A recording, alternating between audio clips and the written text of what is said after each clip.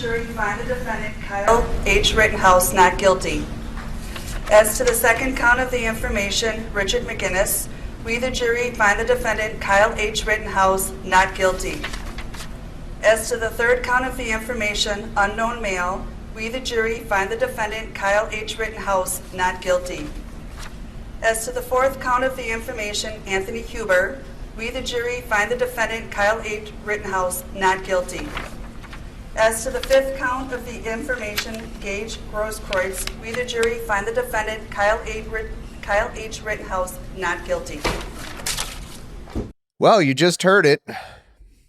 Acquitted on all charges. So I'm not doing great. How are you doing, Andrew? I'm not doing great either. Let's be really, really clear here. This verdict is bad for the people of Wisconsin. That's why the trial is the people of Wisconsin versus Kyle Rittenhouse. They did not get justice done. This is bad because it is going to empower the conspiracy theorists who have been misrepresenting stuff over the past couple of weeks that we've been sort of dedicated to bringing down. And they'll be able to say, haha, you guys on opening arguments, you were so confident. Well, I'm glad I at least spared once. I should have emphasized it more, but I did say in yesterday's episode, I said, look, the jury may still find him innocent, but it won't have been the judge's fault. That's right. And look, that makes this a harder question, right? Like it's an easy answer to say, oh yeah, the fix was in from the beginning, and that's not the case. And so we have a harder question to deal with. It also means that I have spent this time, obviously, shocked and disappointed at the verdict. And I should add parenthetically, the other thing is, right, we already saw Mark McCloskey running for the Senate in Missouri. This is going to empower white vigilantes. And that sucks for humanity. Couple obviously quick notes. This will be a cursing episode. This is a fast, rapid response. I don't know if I'll have time to edit, so we're probably doing it live. But yeah, needless to say, this episode deserves a couple of fucking. Yeah, if Rittenhouse were black, obviously he would have been. I don't even know what we'd be at this point. Like, he would have been shot by the police, like in the middle of the thing, So that's the first thing to say at the outset. This is only because he's a white kid that he got off here. There's no chance this would have happened to a black kid. And that kind of discussion, right? The institutional and structural racism discussion is the kind we need to be having. It's the kind that needs to inform our discussion on the show. But again, that's a much harder and more nuanced issue. I've been focused on how did I get blindsided by this, right? Like, I'm the legal expert on the show. What did I do wrong? What can I do better? And I think there's sort of a couple of things here. The first is I have been searching for good faith interlocutors, right? People who predicted before the verdict came down that Rittenhouse was likely to be acquitted, but for reasons that weren't stupid and conspiratorial and whatever. I found an article that was published in the Wisconsin State Journal. If you just search for the title, here's why Kyle Rittenhouse is likely to be acquitted and why the law on self-defense must change. And it's by Wisconsin law professor John Gross. I've reached out to him. I'd like to have him come on the show. And there are a couple of really, really interesting things that I'm going to share from this article. But the biggest one, and it was one that, if you look at my show notes, I had some notes on, but I downplayed, and I shouldn't have downplayed it. And that is in Wisconsin, once the other side has raised self-defense, that then becomes an element. It's not treated like a normal affirmative defense. It becomes an element that the state has to prove beyond a reasonable doubt. I should have emphasized just that. in Wisconsin. I don't know or what other whatever. states. Like, I guess to rephrase the question, is this not what you would? It was not what I expected. Yeah. No, it is not. It is not what I am used to seeing. And I wanted to make a point of that. I was prepared to make a much larger point of that until the prosecution won the provocation instruction. And then I got to tell you, I mean, I'm just guilty of tunnel vision on this, that I thought once the provocation instruction was given, I really couldn't see how you got to a self-defense verdict. This is the incredibly confusing thing you just posted that it's incredibly confusing. It's incredibly confusing. I think there's still a lot to say. But yeah, I think that you overestimate the average Wisconsin juror's ability to understand what the hell's or to care about what's going on in that complicated instruction. Okay, so and again, that's why I'm saying this is right. If I'm trying to do better, let me share. It's it's 2 paragraphs, each are a couple sentences long. You should also consider, and this is, by the way, this is on page 5 or 6. This is the 5 to 6. This is the part that the jury first requested when they were sequestered, right? And so again, played into my beliefs about this trial. Mm-hmm. So the instruction says, you, the jurors, should also consider whether the defendant provoked the attack.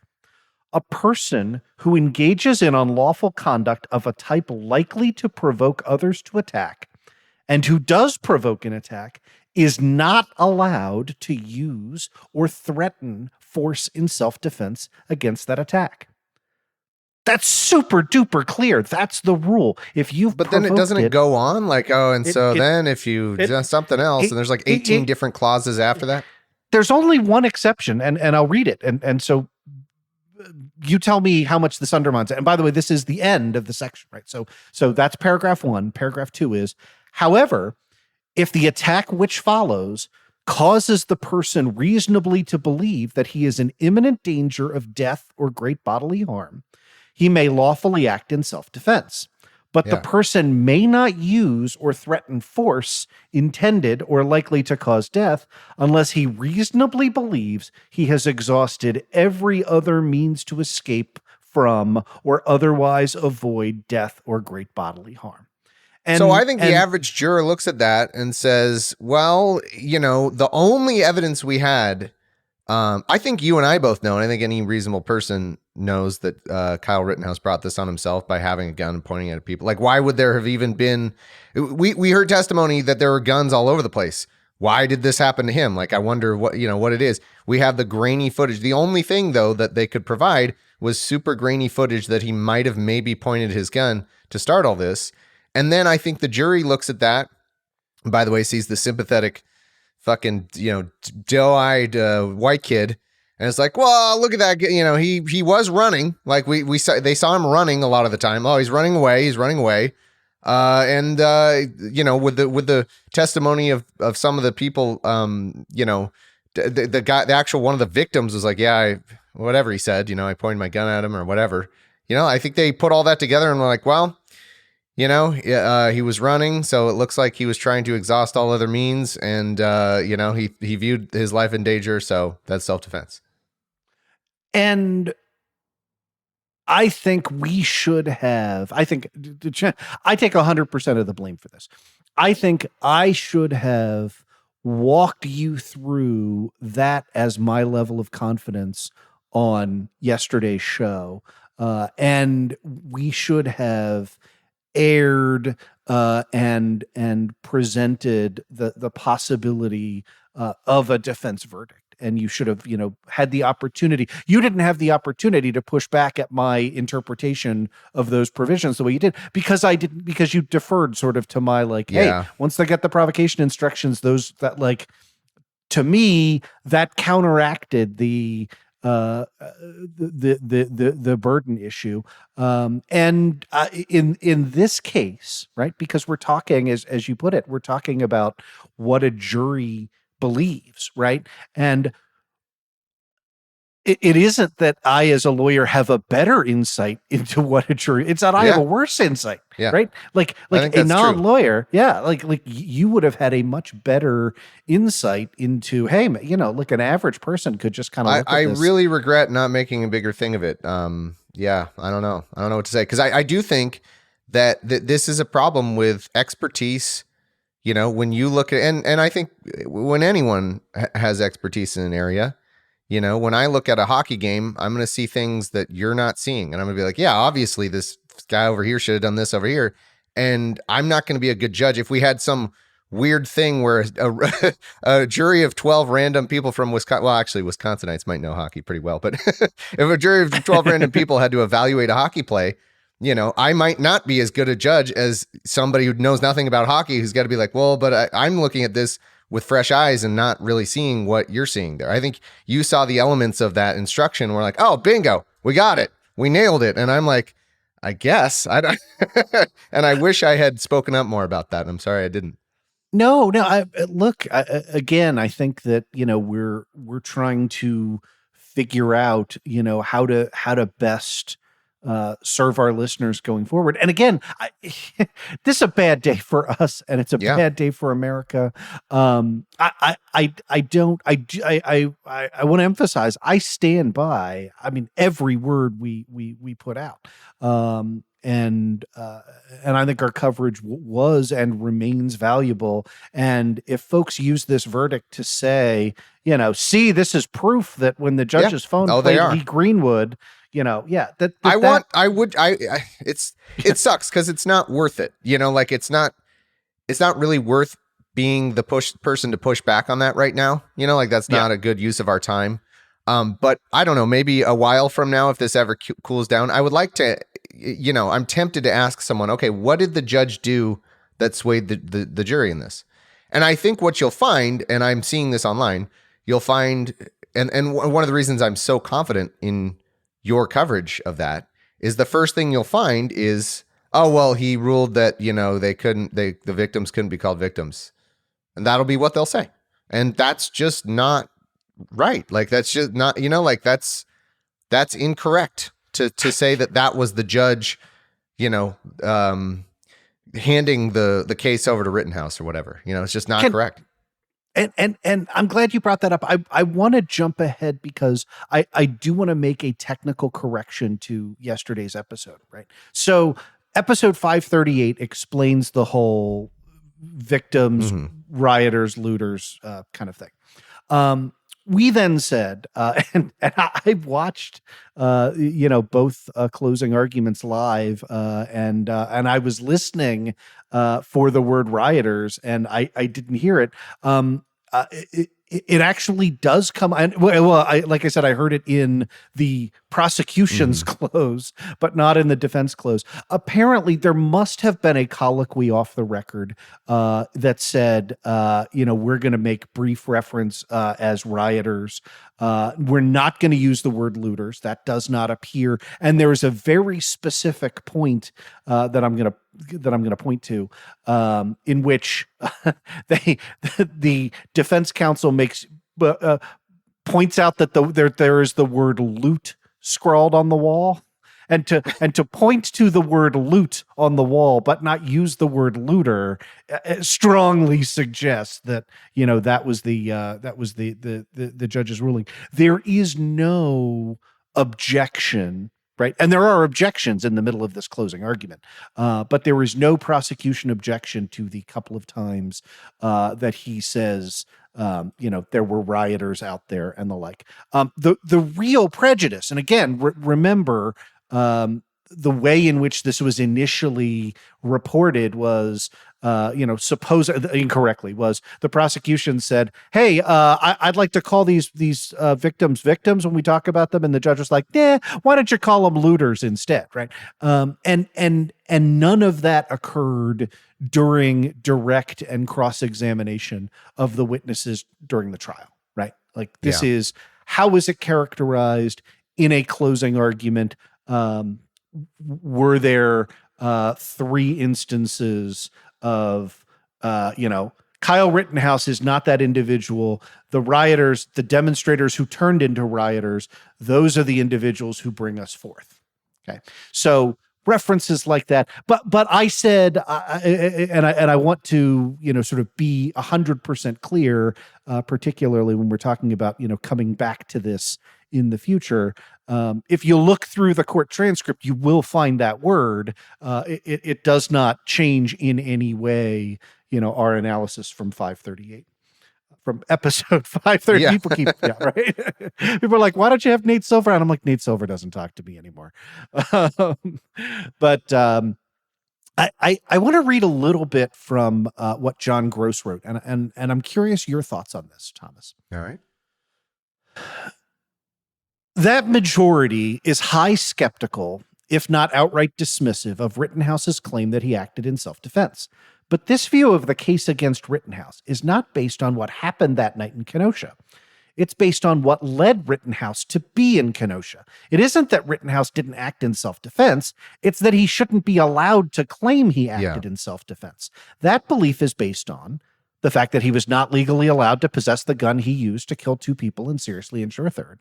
He was not allowed to be where he was in downtown Kenosha because of a curfew that was in place. And carrying an AR-15 assault rifle in public is an act that puts others in fear for their safety. So attempts to disarm him are not a sufficient justification for the use of deadly force. Yeah. And then Gross says, and I would, and this is where I'd like to have him on the show because I'd like to push back vis-a-vis provocation. He says, all of these beliefs are reasonable, but they do not reflect the current state of the law. Rittenhouse is not barred from claiming the privilege of self-defense because he illegally possessed a firearm. He is not barred from claiming the privilege of self-defense because he was violating a curfew. While many people feel that carrying an AR-15 assault rifle in public is dangerous and invites confrontation, Wisconsin is one of many open carry states where parading down a public street with a military-style assault rifle is permitted. If the jury acquits Rittenhouse, they will be doing what the law requires them to do. That should prompt us to ask why the law dictates this result and how the law might be changed to discourage people from resorting to deadly force, and if they do, to hold them more accountable. Yeah, that sounds like a pretty dead-on summary of what happened. It does. It's hard to square with the jury instructions, other than the Thomas Smith reading of the jury, that it was kind of confusing and that the jury just sort of didn't apply when them. you in your mind, in your lawyerly mind, when you're thinking that he provoked the attacks, what are you basing that on? I just want to get clear. Yeah. I am basing that on him parading around with an AR-15, and then specifically, as is shown, and again, admittedly blurry and not zoomed in, but as is shown on the video, pointing the gun at Rosenbaum long before any of the alleged, he's running at me, threatening me, trying to steal my gun stuff comes up, right? To me, parading around with a gun and then pointing a gun at somebody is illegal conduct that jeopardizes the use of violence. Clearly, the judge thought that that's a plausible interpretation because he allowed that instruction to go to the jury. And in particular, what we focused on, and what I focused on, this is another error on my part, and I'm going to explain why. But it's an error of interpret. I shouldn't say but. It is an error of interpretation. I focused on the trailing right, like when we broke down on the Lamb episode, the very last question, good question, that Bingham, the prosecutor, asked of Rittenhouse was, okay, so you're telling us, why is it not dangerous if you have your gun pointed at Rosenbaum, but if he gets it and points it at you, you're afraid for your life? Yeah, exactly. And Rittenhouse had no answer to that. I just wish the jury would have taken that into account, because that is the fundamental place where you're like, I don't understand how you could rule this way.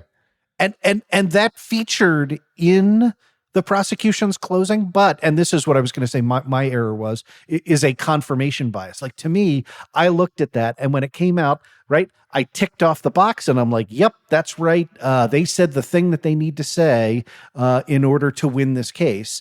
And that's not, that was confirmation bias on my part, right? That was me looking for the prosecutor to say the thing I would have said. Now, look, I'm not a prosecutor, right? So it would be beyond the height of hubris to say, if I'd gotten to give the closing argument, Rittenhouse would be behind bars. I'm in zero ways. That would be an appallingly. Having said that, I feel like the me prosecutor did not do a great job. Yeah, and I think we called that. And again, this sort of goes back to a little bit of confirmation bias, right? In that if you and I both believe that it is very, very clear that Rittenhouse is guilty, at least guilty of the lesser included offenses, then we've sort of mentally patted ourselves on the back and said, okay, like he's going to face some, I mean, I can tell you this is what I did, right? He's going to face some prison time. Whether he gets convicted on the most serious counts or not, they're all very serious. He's going to be spending some time in jail. And we did not prepare for, and we did not prepare our audience is the real failure on my part here for, okay, yeah, but what if not? Right. Yeah.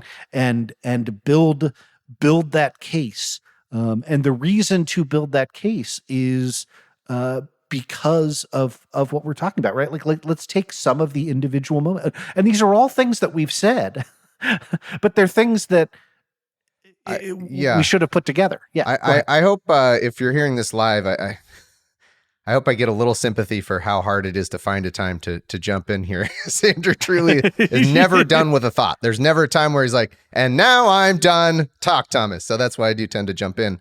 Apologies for that. It's very, very difficult to do correctly. But anyway, I did want to jump in at that thought and say that that's my regret in here now, because I think if you listen to the Lamb, you'll hear when I said like, oh, I was really, Andrew talked me off a ledge. I said, because after Rittenhouse testified, I was like, oh, okay, we're fucked, and it reminded me of the confirmation hearing, as people have pointed out. It's that same thing. I mean, we have a lot of sympathy for what's the term that gets used? I'm blanking on it now, but yeah, we have a lot of sympathy for a crying white victim or whatever. Do you mean the Kavanaugh confirmation? No, I mean, yeah. Himpathy. That's what it was.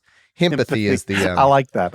The term. Yeah. I think it was anyway, I have a hard time recalling these facts off the top of my head, but, anyway, yeah, I was very worried. And what I wish I had called out more in our later coverage, and I think I was, perhaps complacent in my Negatron, my duties as a Negatron, you did kind of convince me. And I felt really confident based on your confidence a little bit, not to put all the blame on you. I should have pushed back because I worried when we talked about, him having brought this upon himself. I worried that all came down to the grainy footage of him maybe pointing a gun. And that is a worry that I should have voiced more of like, hey, does this all kind of collapse if the jury's like, I don't really see him pointing his gun at all? Does this all basically fall apart? And that was way too big of a weakness for this all to sit on for us to be at all confident in a guilty verdict, I think. Well, okay, but now let me push back at you a little bit.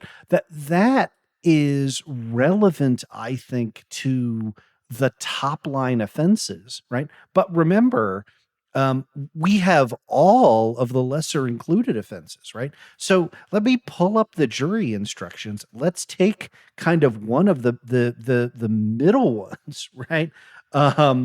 So Gage Grosskreutz at one point, had the gun. So let's eliminate count 5, right? Let's say, for example, they threw that all out in the wash.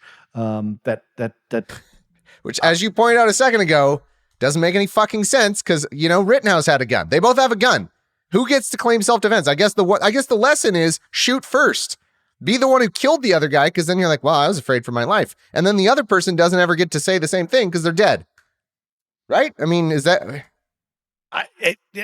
Am I wrong, Andrew? How is this supposed to work? You do not appear to be wrong in the context of this. I mean, how do we deal? How do we deal with, for example, counts 2 and 3, right? Which is recklessly endangering the safety of Richard McGinnis. That's the Daily Caller reporter that is following Rittenhouse around, right? And we've seen that. What is defined as the state's... So let me read this to you, okay? So statutory definition of the crime. First degree recklessly endangering safety, as defined in the Criminal Code of Wisconsin, is committed by one who recklessly endangers the safety of another human being under circumstances that show utter disregard for human life. State's burden of proof. Before you may find the defendant guilty of first degree recklessly endangering safety, the state must prove by evidence which satisfies you beyond a reasonable doubt that the following 3 elements were present. 1, the defendant endangered the safety of another human being. Well, obviously, he fired an AR-15 in the direction of a Daily Caller reporter. Okay. 2, the defendant endangered the safety of another by criminally reckless conduct. Criminally reckless conduct means the conduct created a risk of death or great bodily harm to another person, and the risk of death or great bodily harm was unreasonable and substantial, and the defendant was aware that his conduct created the unreasonable and substantial risk of death or great bodily harm. Great bodily harm, we don't need that. That's not an issue.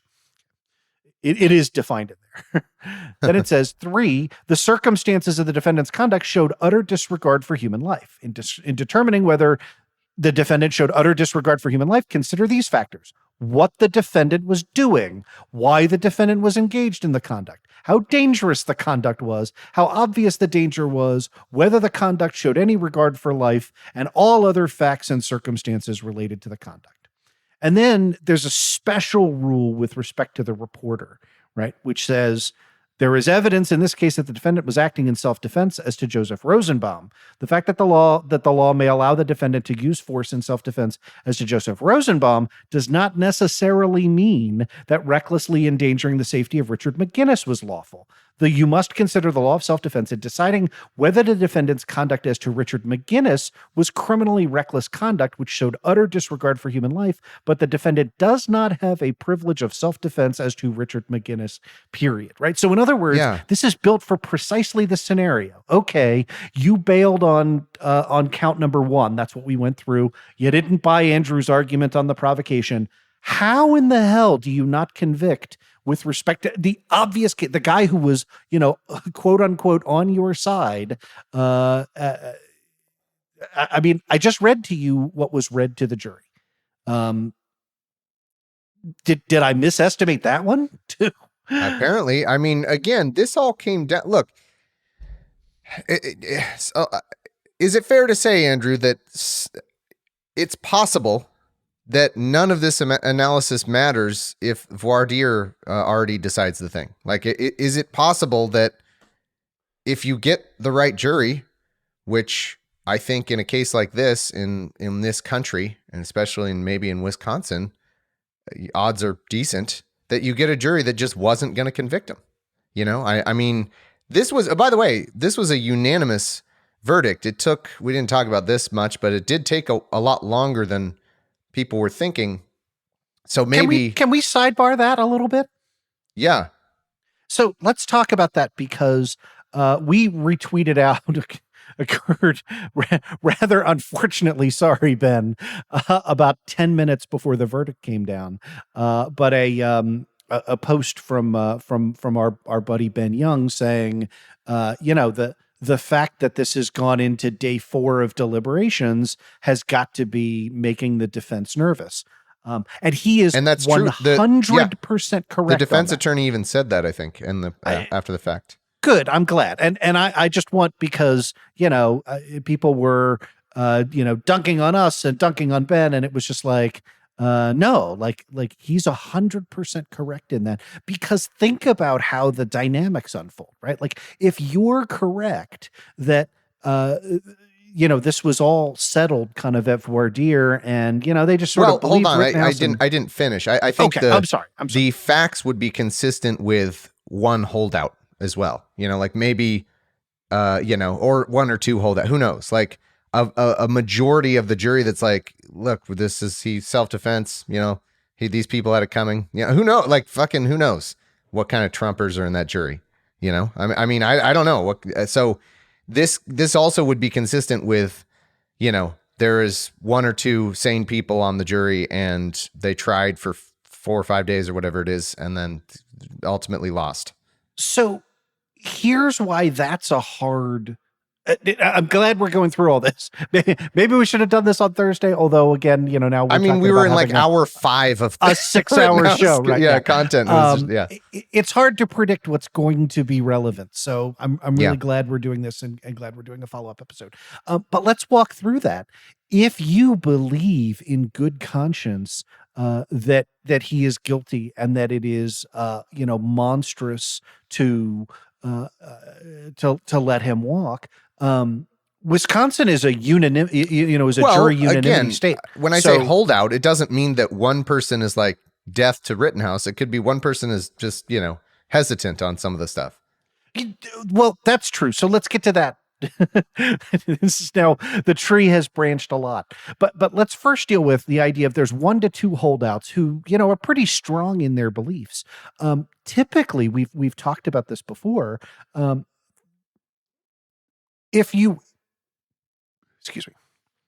Typically, if that is sort of motivated by conscience, if that is a strongly held belief, then you can just hold out and hang the jury, right?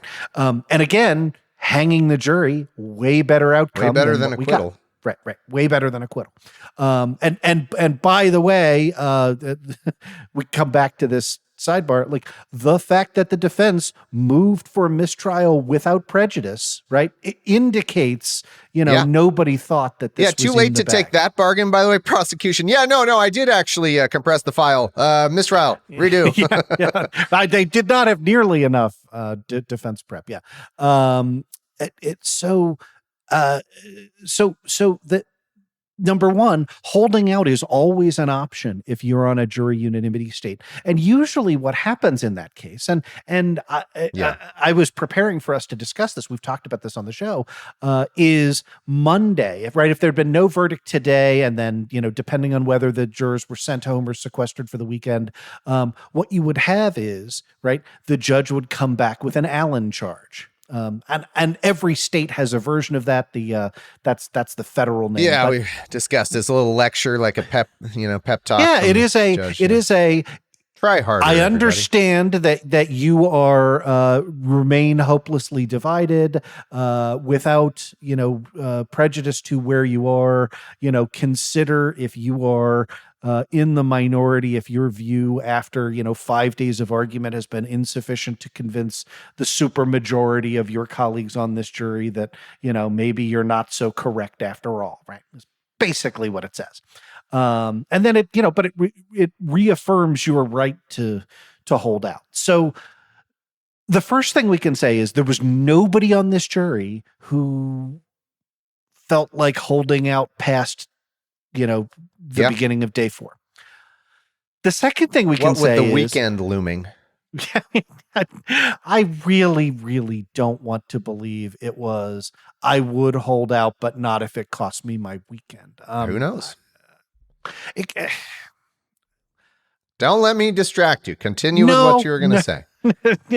And again, you jump in anytime you want. That's always been our rule, Thomas. So I will say, I guess I have more faith in juries than I think that's the key. And honestly, I think maybe you have a little too much faith in juries. That might be the key component here. I don't think you're really wrong on any of the elements of the legal analysis. I think could it really be as simple as you have a little too much faith in juries? Could be. So now, let's also the other thing the other thing that sort of gives you confidence in having some kind of mixed outcome, if not, outright conviction on the on at least one of the top line counts, is that 3.5 days, right? Like what happened in Yeah. that jury box, Yeah. in the privacy of their deliberations.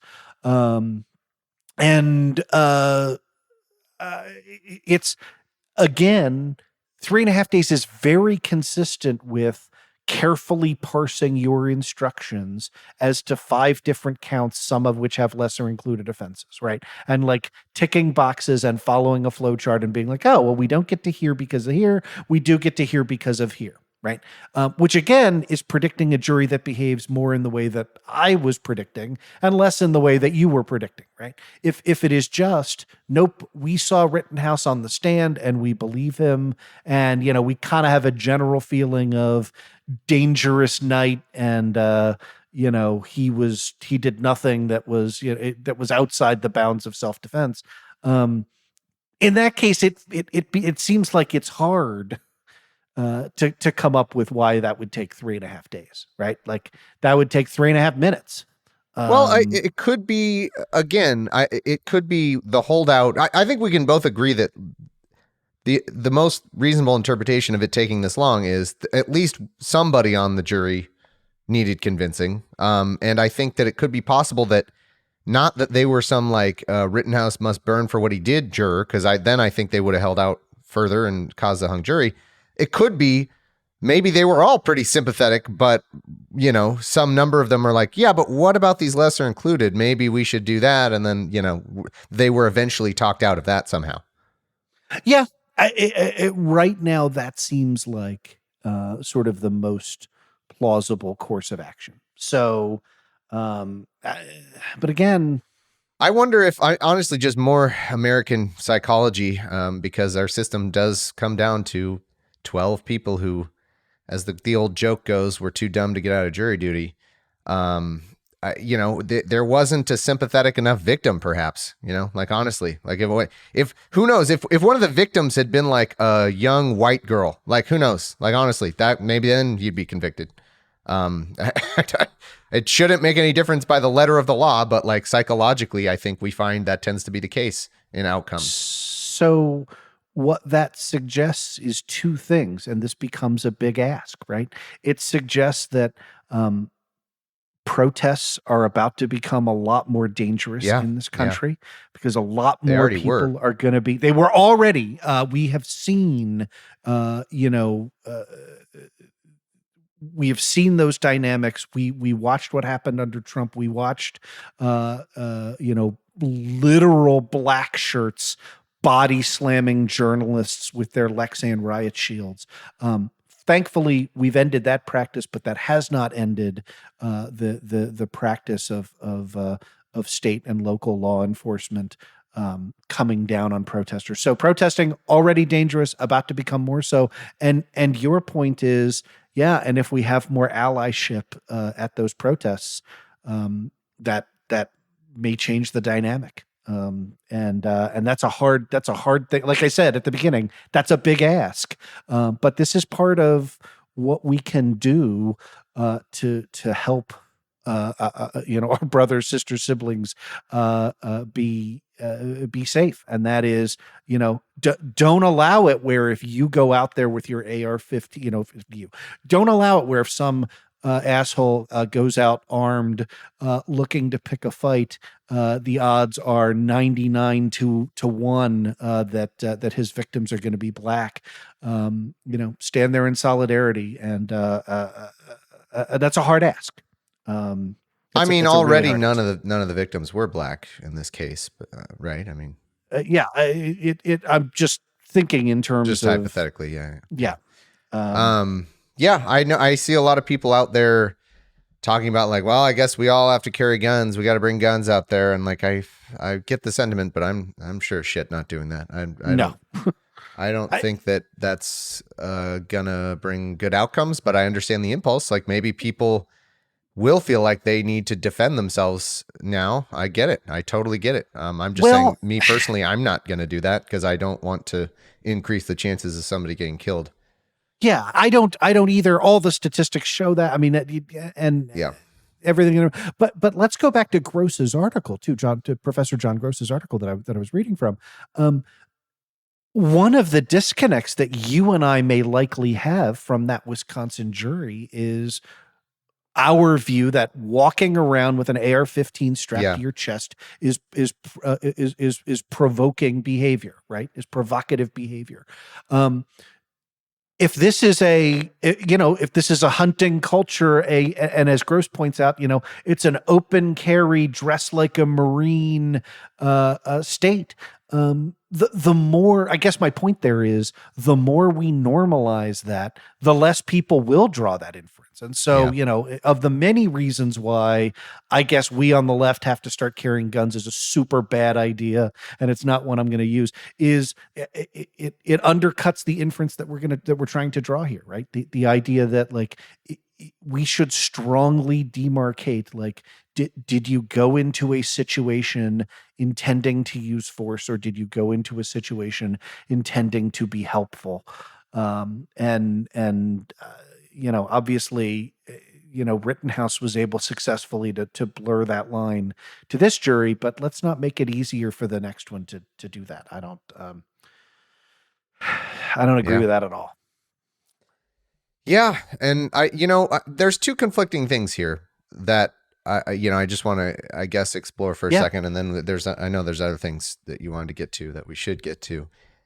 But on one hand, obviously this fucking sucks and it's really bad for our country, as we've said, and Rittenhouse was guilty, and this is a terrible injustice. It's going to be bad for everybody.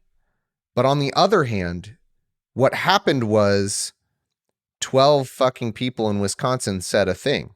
And it's tough. I get both sides, because I see a lot of posts that are like, well, country's over, that system doesn't work. Country's over, And I 100% understand the sentiment, and I agree with a lot of that. But then on the other hand, if you look at it from another way, it's like, well, if 12 people in Wisconsin said anything, I wouldn't give that much of a shit about it. It's sort of this contradiction of our system where all of a sudden, same way with the Electoral College, it just prioritizes certain people, and it puts us in these situations where on one hand, you can look at it and say, this is one jury that said a thing. There's no reason that we all should be like, well, the country's over because one jury of 12 people said a thing. But at the same time, I get it, because, if that's going to become a new norm, if that's going to inform other cases around the country, I don't know. I mean, I don't know how much Wisconsin is unique. And if this had happened in another state with slightly different laws, slightly different burden shifting or whatever, maybe it would have gone the other way. So I don't have any answers. I just wanted to kind of put voice to that weird contradiction where it's somehow it's both shouldn't be very significant, but also is incredibly significant. Yeah, I agree. I don't know that I have anything to add to that. I mean, Well, then should we get to some of the questions? Oh, sorry. Go ahead. Yeah. Let's get to some of the questions. But I guess I just sort of want to wrap all of that up with, some folks have said, I am too, and I trust too much in the process, and that may be a fair criticism, but it's a fair criticism in the sense that I think the underlying problems with the process are the structural racism that undergirds the process. So, for example, if this were a black defendant, he almost certainly would have been held and not released on bail, certainly not across state lines. And the statistics back that up. So now if you take Rittenhouse and instead of him being in a suit, he's in an orange jumper and chained up at the table. That it is impossible to describe the difference in the optics because of that. Where does that blame go? Can you put that blame on you could put that blame on the judge, but you also should put that blame on a system that institutionally, systematically results in those kinds of disparities. So I have never meant to say that I thought the system was perfect, just that it's important for us to identify kind of where the blame goes. So, this is typical of a couple of sort of the negative responses that we got, was, in describing the jury instructions, there was and again, this is I'm paraphrasing a comment, but like, but they don't really care about the process and never have, and you shouldn't have had those expectations, right? And my response back was, who's the they? Right. And when you think about who is the they, like, I think this is a really good, like, I think this case serves to illustrate the difference between there being a simplistic individual bad actor, right? The judge is in the pocket of the defense, versus, the they is us, right? Like, the they is amorphous. The they is, the influence of, hundreds of years layered on top of each other.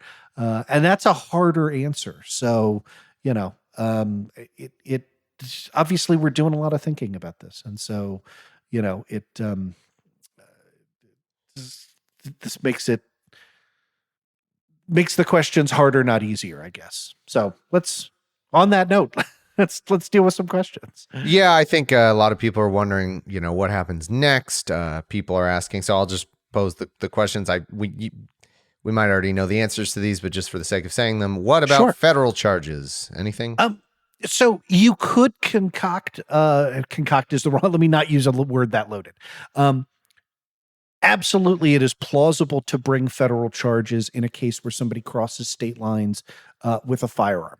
And I'm going to lump into that the question of, like, isn't it Biden's DOJ's fault for, not assuming control of this from the start and prosecuting him and prosecuting Rittenhouse in federal court?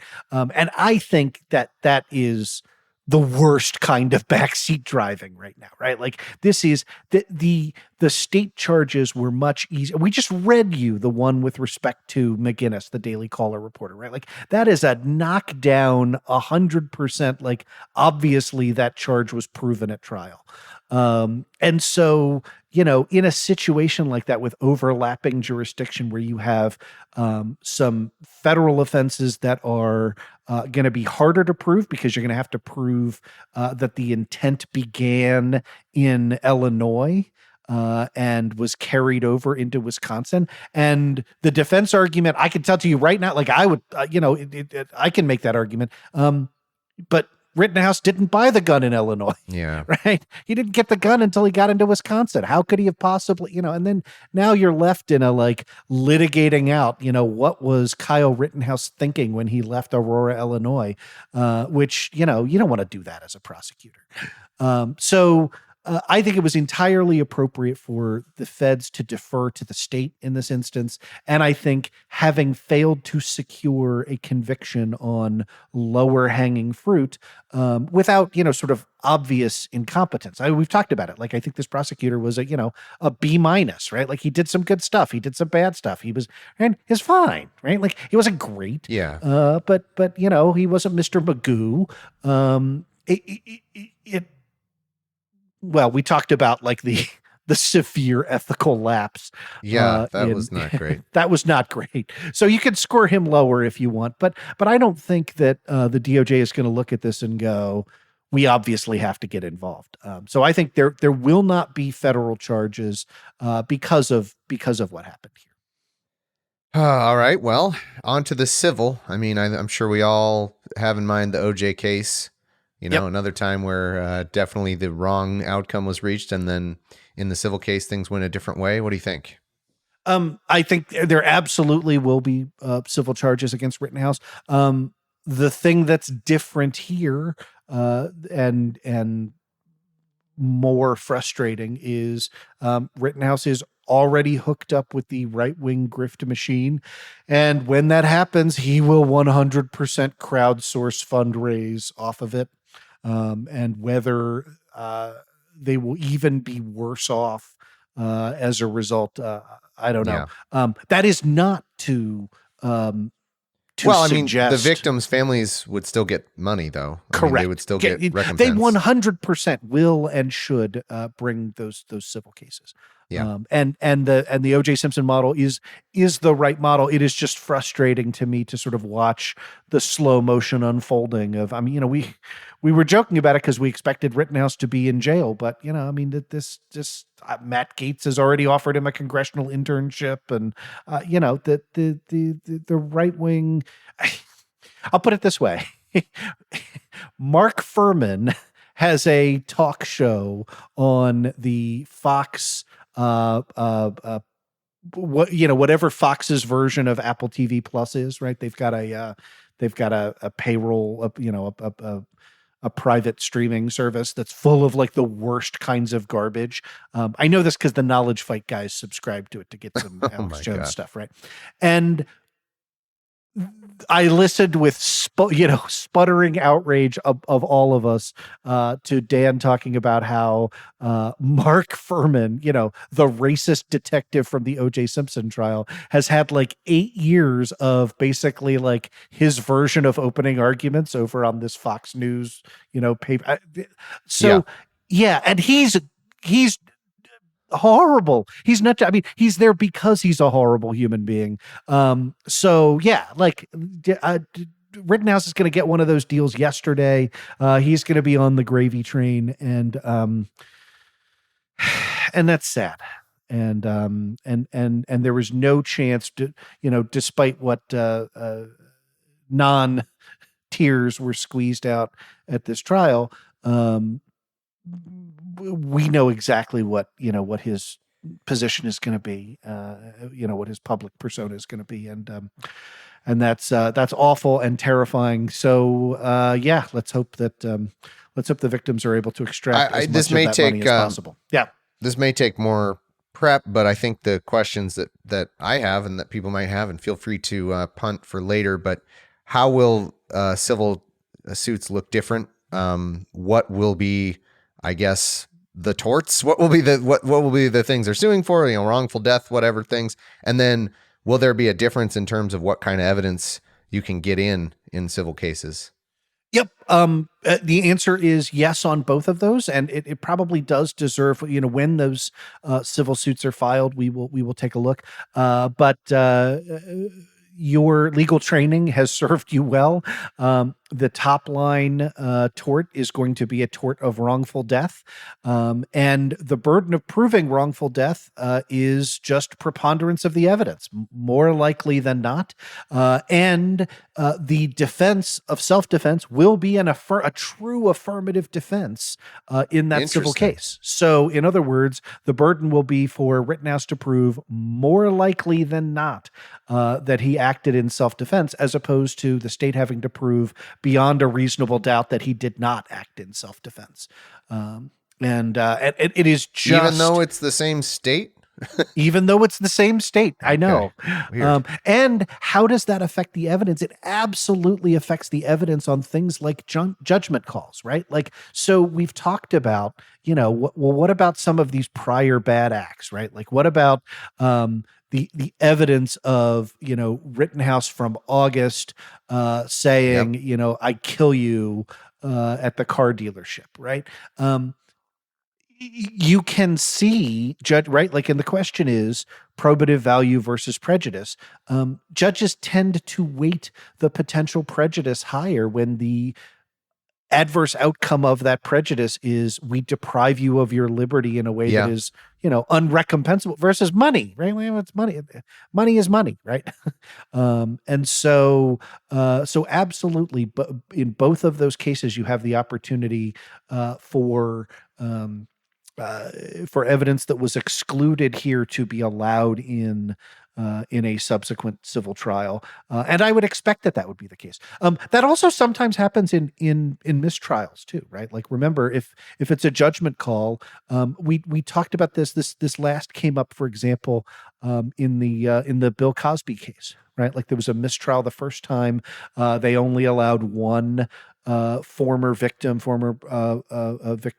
to attest as to the Quaaludes behavior. And then in the retrial, they allowed multiple women, right? So same exact cause of action, but where it is up to the discretion of the judge to evaluate prejudice versus probative, different judges can come to different conclusions. So I would suspect that in a civil suit, you would see some of the things that people have said, hey, why didn't this get in this trial? Mm-hmm. Yeah, I would love. Do you think there's a way the prosecution could have? We've already talked about this, but it blows my mind that you couldn't get in the evidence of him threatening to essentially shoot somebody if he had a gun. It just seems like it really speaks to what his mental state might have been when he actually had the gun. Do you think the prosecutor could have gotten that in somehow, or was that just, I don't know, the way the system works? It's too prejudicial or whatever.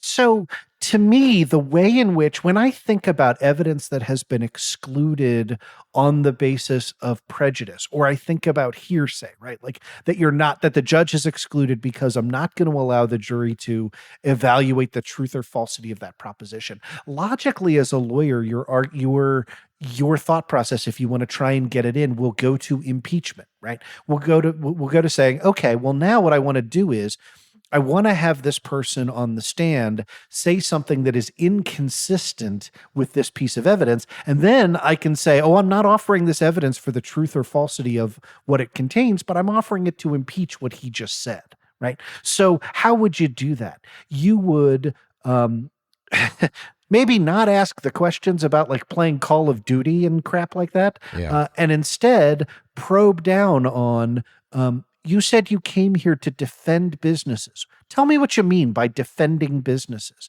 You understand, don't you, that you may not use self-defense in place of a business, right? But you think it's okay to use deadly force to protect a business, don't you, right? Like, and maybe you can evoke an answer that says no, and then you'd be like, and you've always thought, right? Have you ever thought that it was appropriate to use self-defense to defend a building? That's going to get an objection. You're probably not going to get an answer. But something like that, where you try and goad him into saying, like, no, I would only ever, want to use self-defense to defend me. I would never want to use self-defense to defend property. And then you would say, okay, sidebar, Your Honor, I want to impeach with, I know you kept this evidence out, but you just heard him testify that he would never use deadly force to defend a building. And I got evidence of him using deadly force to defend property. Yeah. So, and most importantly, you would ask fucking permission first instead of trying to sneak it in. Yeah. Yeah. So maybe that would have worked. Indefensibly bad. I mean, and who knows, right? you may have had more success with that. You could have had less. So yeah, true. That's the way to think. All right. We're almost up on time. What did we forget in this time that what did we not get to that you meant to get to in all this? The question of can the prosecution appeal? And the answer is that the prosecution can appeal on any of their procedural objections, right, for evidence that was excluded. But I would say, practically speaking, I would be surprised if the state decided to. It's hypothetically possible to get another trial or something if you're the prosecution? It absolutely is, right? Like, and Wow. that does not violate double jeopardy on appeal, because what happens is that first trial is vacated. The idea is, no, the prosecution should have been able to introduce evidence that X, the judge incorrectly excluded it, and then the solution is you try again. How often does that happen? I've never heard of that. Almost never. Okay, so not worth putting a lot of hope into that. Yeah, and it would not happen in this case. Yeah, because there wasn't anything egregious enough in your opinion. No, and again, those typically where you see where you see an appeal is if there has been like a very, very contentious suppression ruling, for example. You know, I am going to keep out his confession because I don't Yeah. believe, that was voluntarily given. It was pressured. And then you would say, yeah, but the legal standards were met here. And the judge says, well, you're free to argue that on appeal. All right. Well, this sucks. I think you and I have a lot that we're considering to improve our coverage going forward. I think if I had to do over again, I would have just probably emphasized some more doubts, but it doesn't change the legal analysis. I still think it's valuable what we're doing here, and I think we also will have to trust in the intelligence of our audience, which I think we do. We have a very smart audience, and I think that our audience is smart enough to know that the evidence that the judge wasn't necessarily biased, and the point you make about debunking those myths is not contradicted by the jury deciding something that we disagree with. I think people can still disagree. Like, people are free to disagree and say like, oh no, I think the judge was a little bit biased in the following ways, but the jury deciding this really doesn't it really doesn't answer the question one way or the other. I mean, solid evidence would have been had we gotten a conviction and the judge had been like, yeah, but he's a good kid, so no time or something. I mean, that would have been solid evidence. Absolutely. And I was prepared to go with, I had pulled all sorts of law review articles regarding sentencing in Wisconsin, because Wisconsin, it uses a matrix, but they do not use the matrix for homicide cases. And so as it turns out, So when it says, of a class B misdemeanor, you may be sentenced up to 60 years in jail, right? Like, does that mean the judge can say, okay, well, I'm going to sentence you to probation? And in fact, it does, but as a matter of practice, right? And this is in my show notes from the last episode. We never talked about this at all, but and I forget the name of the law review article. I looked at a couple of things written by somebody who appears to be, the most prominent sentencing expert in Wisconsin, in Wisconsin state laws. And basically, he talked about how there is this, even though the judges have wide discretion, they generally trend towards the top of the range because there is this perception that exactly the one that I just played with, which is if you are sentenced to a crime that says, if you're convicted of a crime that says you may be sentenced up to 60 years in prison, and the judge is like, well, 3 is up to 60, right? Like, that feels ridiculous, right? Like, that feels like you have deliberately picked, a tiny little number. And so the sentences tend to be at the top of the range. So yeah, I thought we were going to be litigating this judge from the perspective of, during the sentencing phase. We're not going to have an opportunity to do that. And obviously that's disappointing.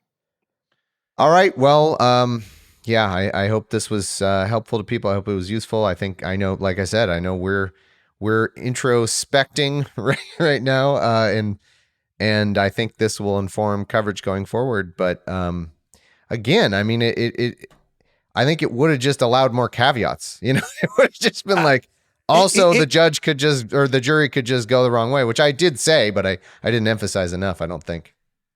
Yeah, and again, I don't think it would have materially changed how people reacted to our episode, because we did a wrap up and you said, all right, bottom line. And if we had said, okay, but here are the ways in which the jury could acquit, and you could get an entire defense verdict. If you'd asked me at the end, how confident are you that the jury will convict? I would have read you what I just did here and said, okay, you tell me how the jury is not going to convict on Man, I wish I had done that.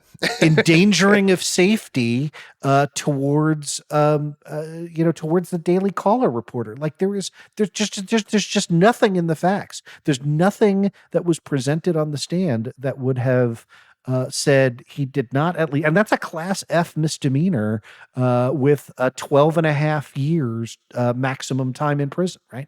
And again, super easy now to say, I'd take 12 and a half years in prison over nothing. Yeah. But I would have right. Like if that would have been the verdict that came back, right? Like not guilty on 4 out of 5 counts, guilty first degree, reckless endangering the safety of others with respect to the Daily Caller reporter.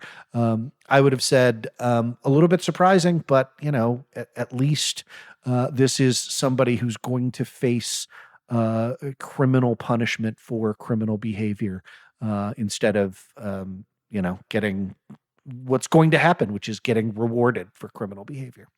All right. Any other closing thoughts, or are we going to call it here? I